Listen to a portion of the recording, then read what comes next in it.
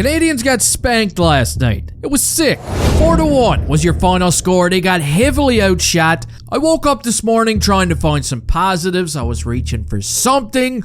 Corn Pops are on sale at Foodland for $3.99, so I mean, it was a good start. But while I was eating my Corn Pops, I began to realize that, man, Joshua Wah is looking better and better every time I see him play. And this is some pretty big news, because the Canadiens right now are starving, and I mean starving, for offensive talent. So it's nice to have a guy like Wawa around to, give us some hope. Last night, he would score the very first goal of the game, made the Canes pay after a brutal turnover. And later in the game, when the Canadiens were down by 1, Wawa almost does it again. Doesn't this kid look dangerous? Just completely fools everybody on the ice. He gets 1 shot, he gets 2 shots. Yeah, the second one goes in, but guess what? The Newfie Bullet, Alex Newhook, bumps into Frederik Andersen, which means, unfortunately, Wawa's second goal would not count. But still, do you want to know what we have here? We have a 20-year-old kid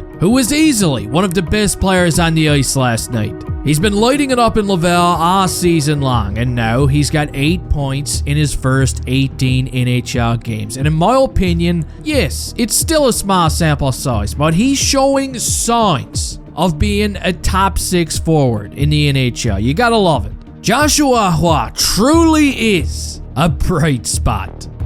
Sorry, Kent. I know I promised I wouldn't do that again. Now, speaking of young talent, as you're all aware, today is a pretty big day. It's the NHL trade deadline. Ooh. Yesterday, the Canadiens went out and traded away a meme in Jan Mysak for a young lad who likes to go by the name of Jacob Perreault. His dad was a pretty good hockey player. So was his brother. Now, Jacob Perreault was picked in the first round by Anaheim. For some reason, he just could never really get his shit together. And you know what this is? This is just a low-risk trade, okay? Maybe a change of scenery is all Perreault really needed, and he turns it around. Or, who knows, maybe a few years from now, he could be snaking a toilet drain and chewing his fingernails. Life could be like that sometimes. But of course, the big question right now, looming in Habland, is Kent Hughes done or not? Is he finished already, or do you feel like he's gonna make some noise today? Because personally, I'm not expecting a whole lot.